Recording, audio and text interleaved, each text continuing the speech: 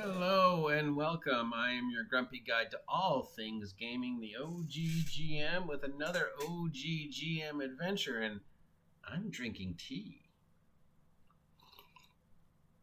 because my stomach's upset.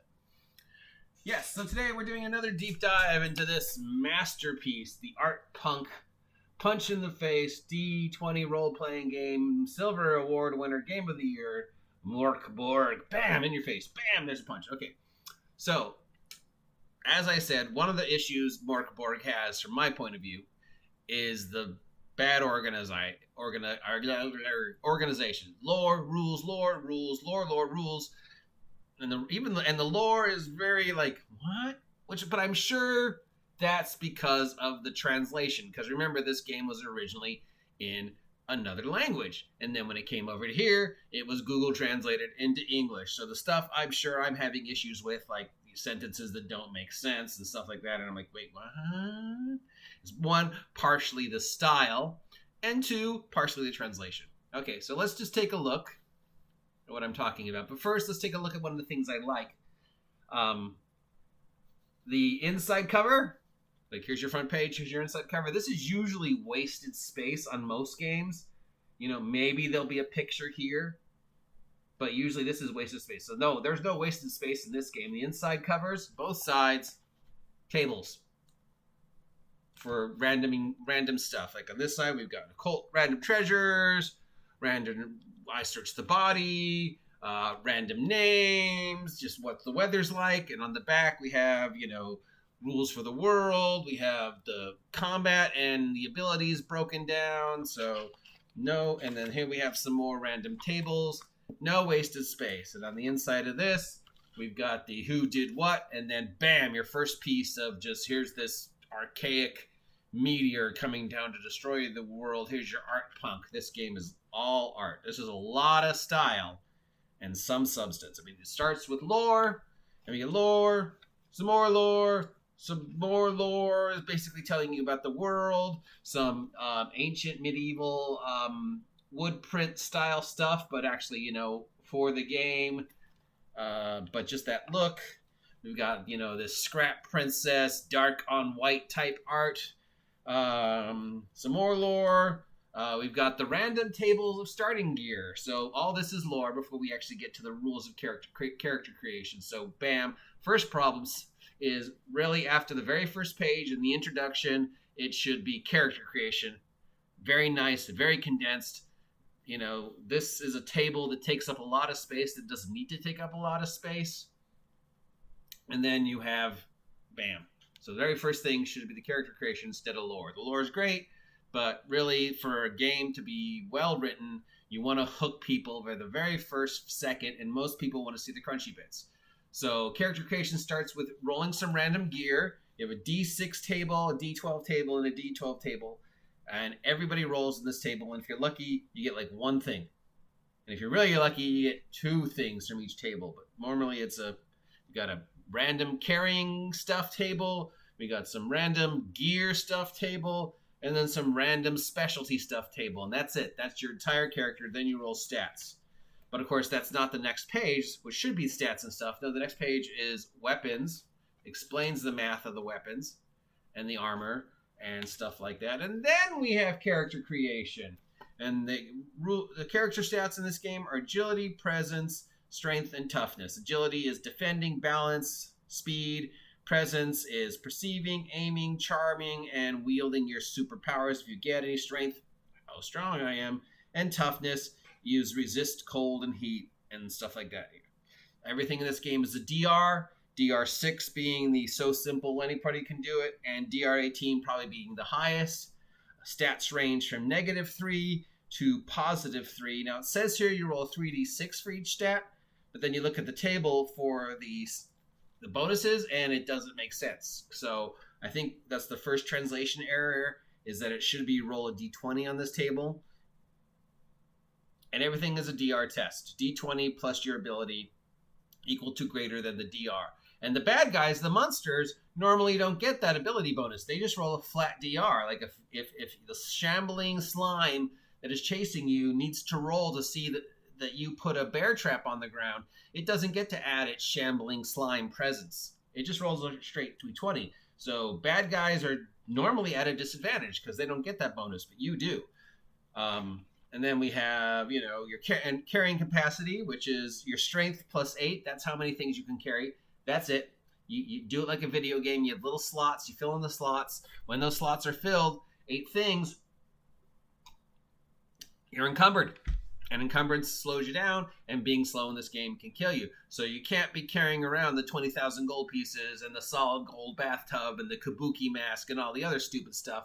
You got to be very like, okay, what can I do? Because this is a quick, fast, reminds me almost like Diablo, just in your face. You don't have a lot of time to worry about gear. You don't have a lot of space to worry about gear.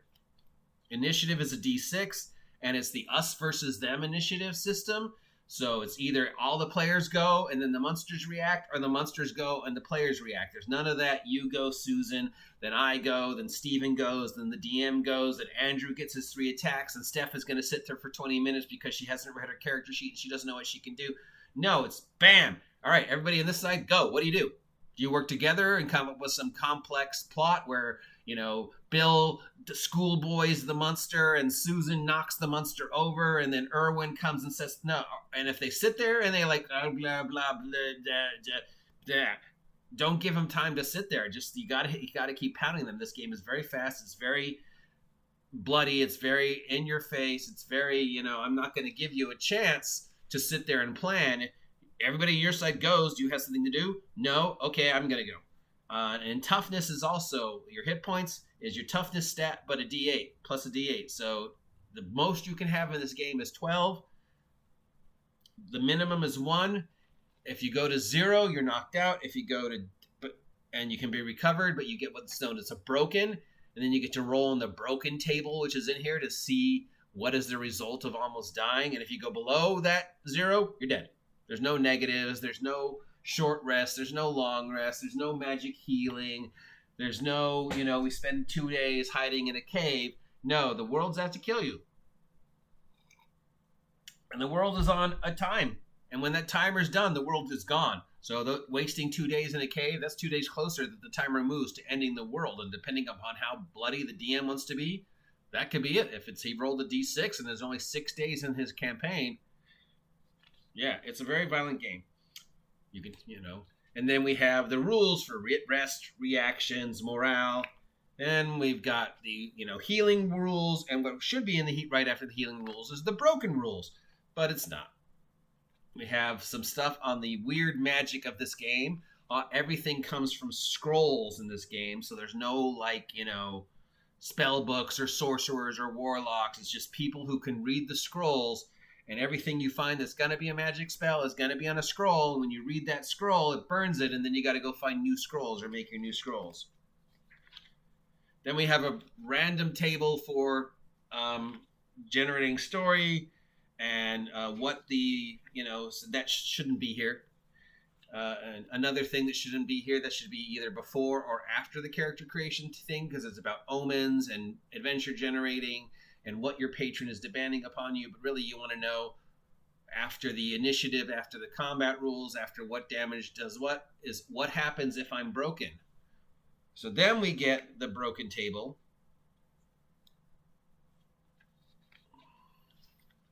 So if you go to 0 and you recover, you get to roll on this every time it happens. And you can get things like one hand lacks a thumb.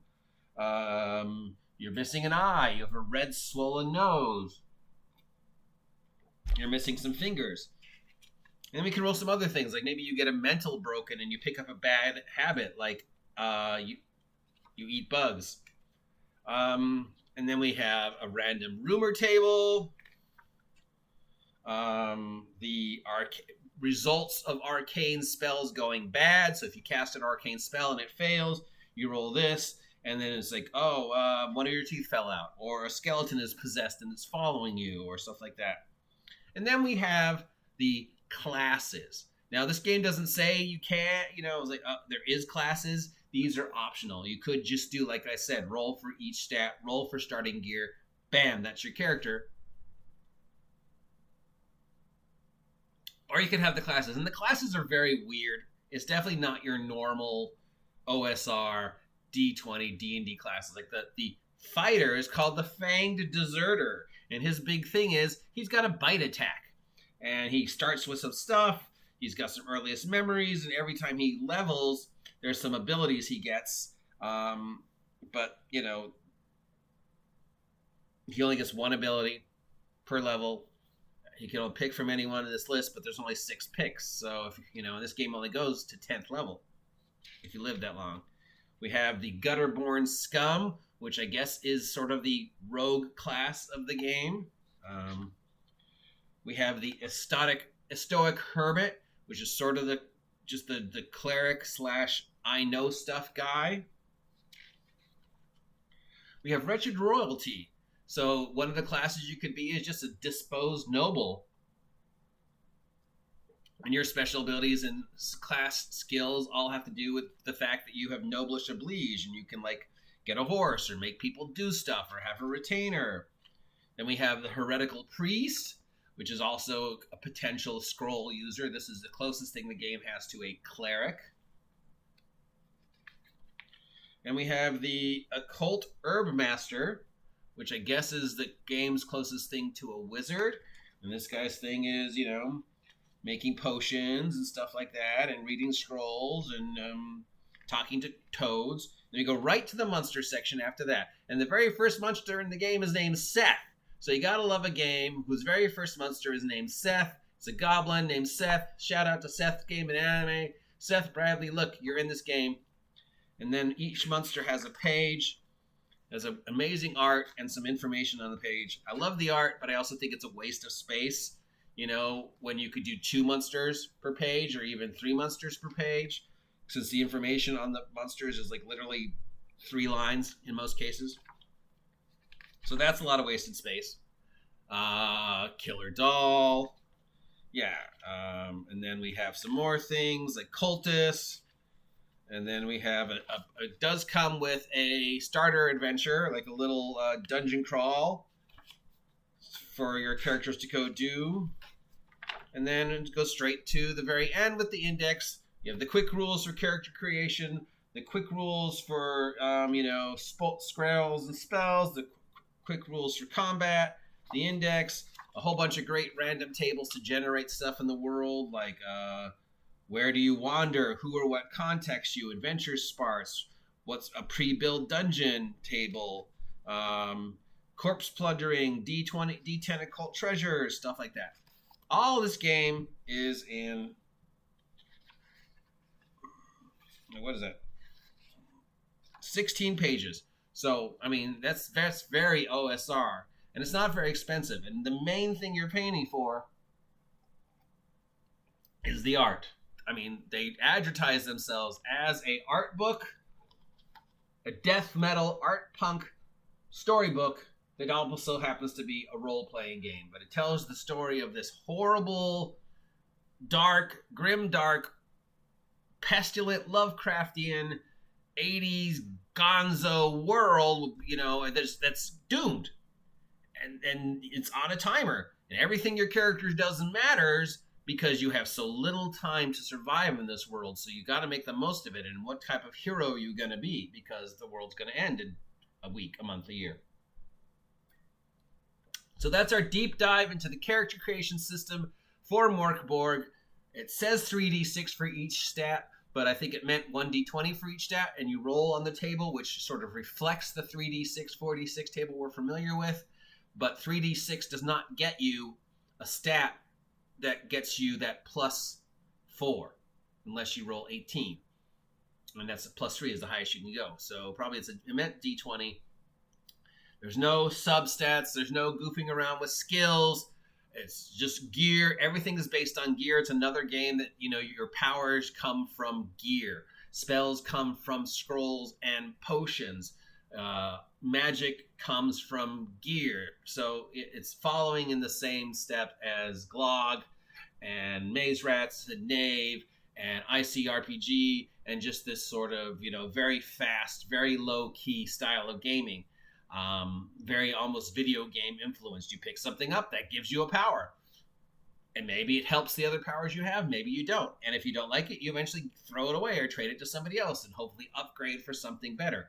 So yeah, definitely different. This is not your mom and dad's D&D. It's not even close. This is like if Warhammer and Diablo had a baby and that baby was going to die at the end of the year, and that baby also had tentacles coming out of its mouth. That's Mork Borg, and that's the system of Mork Borg.